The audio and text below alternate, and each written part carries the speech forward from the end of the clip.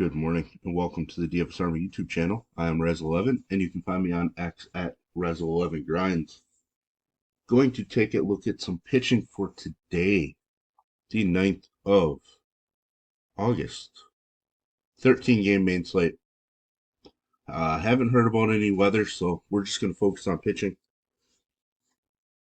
Reminder, this is a first look at the pitching options on the slate, and I will be looking at DraftKings as that is where a majority of my action is.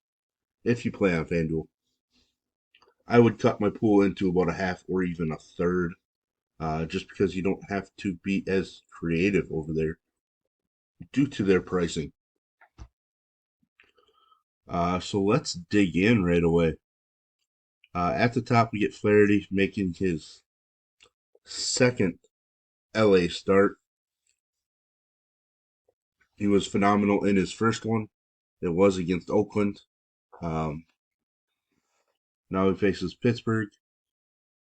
A little better offense than Oakland has, but still a spot that we should be pretty interested in, to be honest.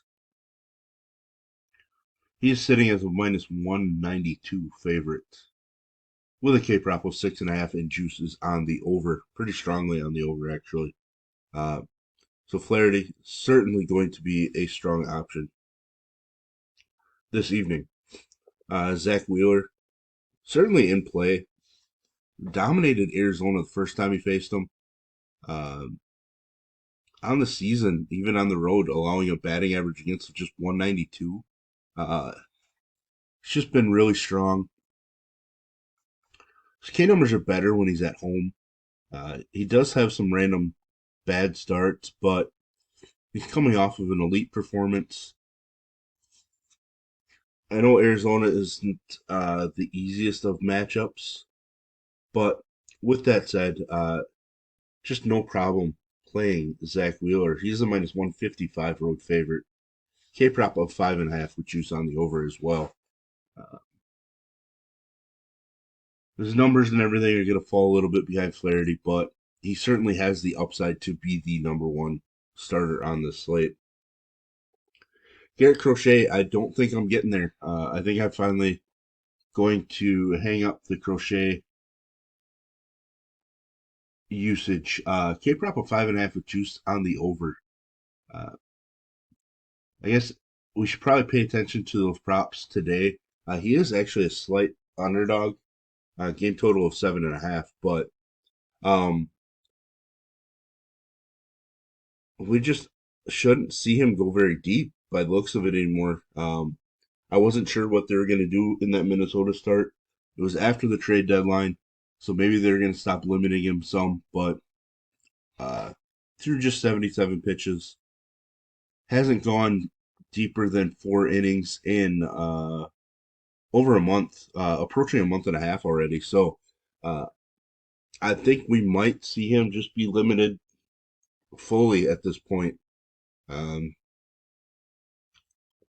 So I just don't think he's worth it. Obviously, it could come back to bite me, and he could suddenly be allowed to go 7. I just don't think they're going to do it, but I'm going to really pay attention to some of his props just to see if Vegas gets some inside information in the situation. Carlos Rodon, strikeouts have been up, which has been key. Once he gets those strikeouts up, he can negate some of these home run issues. So there is upside with him. He has been at his best when pitching in Yankee Stadium, which is a bit of a surprise. The Texas lineup overall hasn't been all that scary, I guess. He's a minus 170 favorite. Game total is sitting at 9, which feels a little aggressive. K prop is 6.5 with juice actually on the over. So I think Rodon's certainly in play. I feel like people are just going to skip right over him a little bit. Maybe not completely, but are going to look to go elsewhere initially. So there might be some value in just his ownership because he does have enough upside. So definitely interested. Blanco, it's been pretty impressive all season. Uh, Certainly an option. I just don't know if I want to take him against Boston in Boston. Uh, some of the left-handed bats on Boston have put up some performances. Trying to find his props here, and apparently I can't. Um, so the game might not have any K props listed here. Um, right now it has Boston listed as a minus 130 favorite. Game total in this one of 10. So yeah, a lot of things pointing to skipping on Ronel Blanco. So I'm probably going to end up going that route. Mitch Keller against a somewhat struggling Dodgers offense. Um, I do have some interest.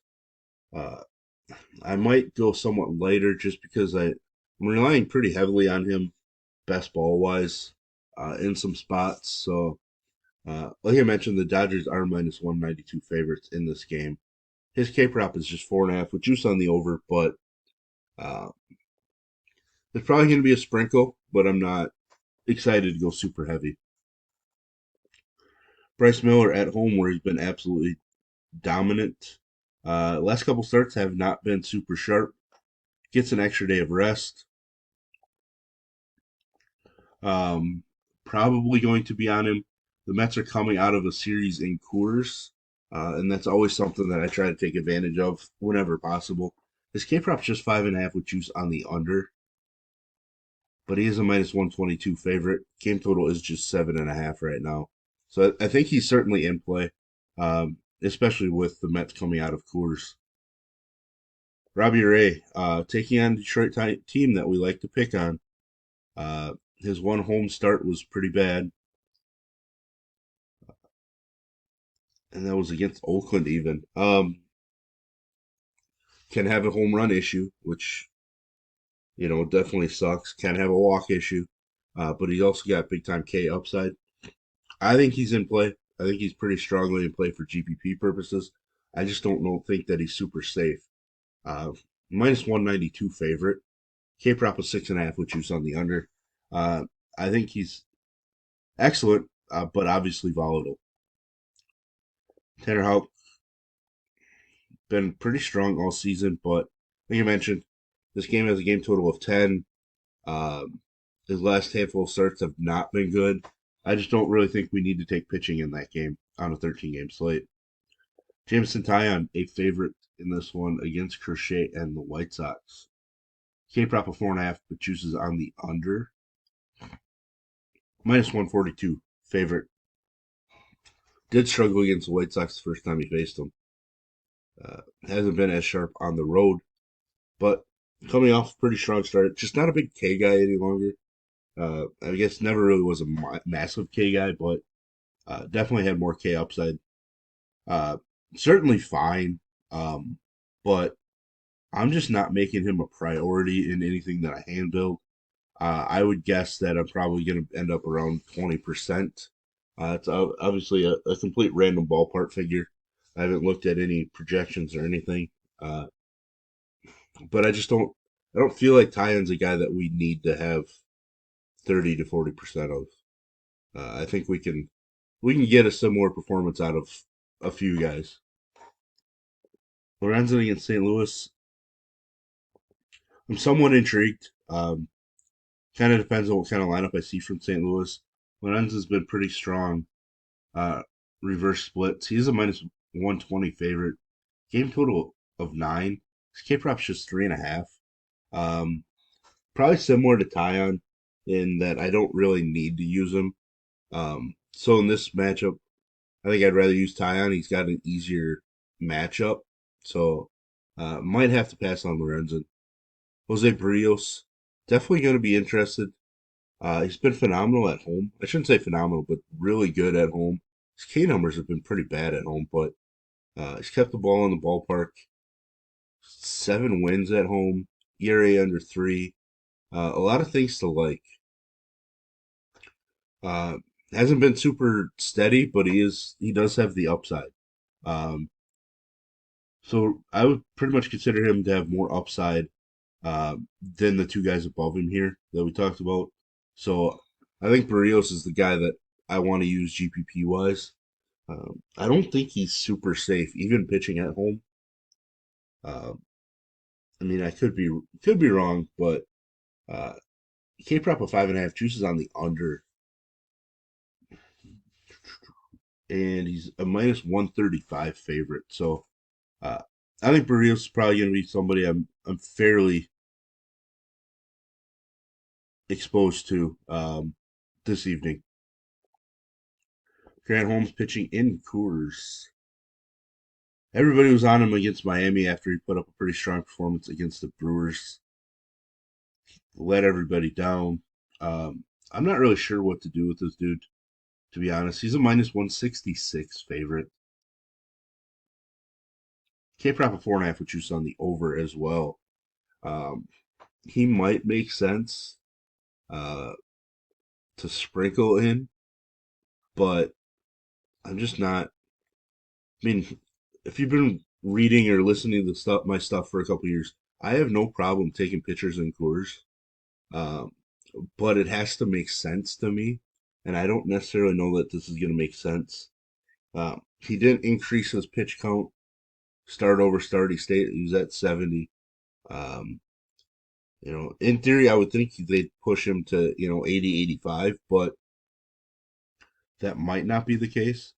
Uh, so I think he's going to make the pool, but I don't think he's somebody I'm going to be overly excited to jam in at this point. Jose Quintana kept the ball in the yard quite a bit better when on the road, which is where he's at this evening.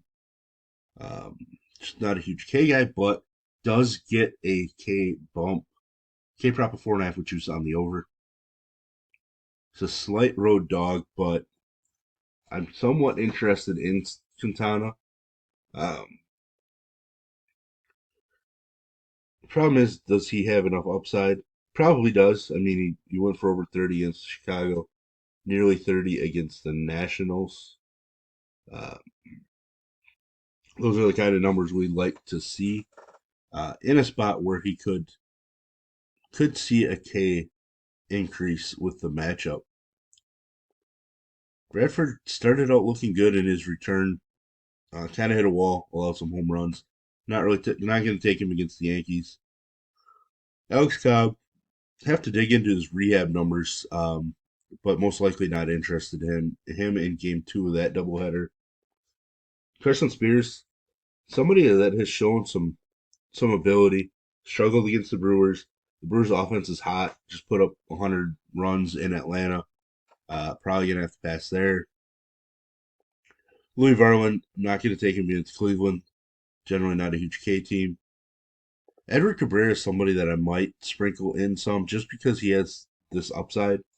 He went into Atlanta and dominated them. Uh, 28 fantasy points, 10K performance in his first start of the year. 28 fantasy points as well.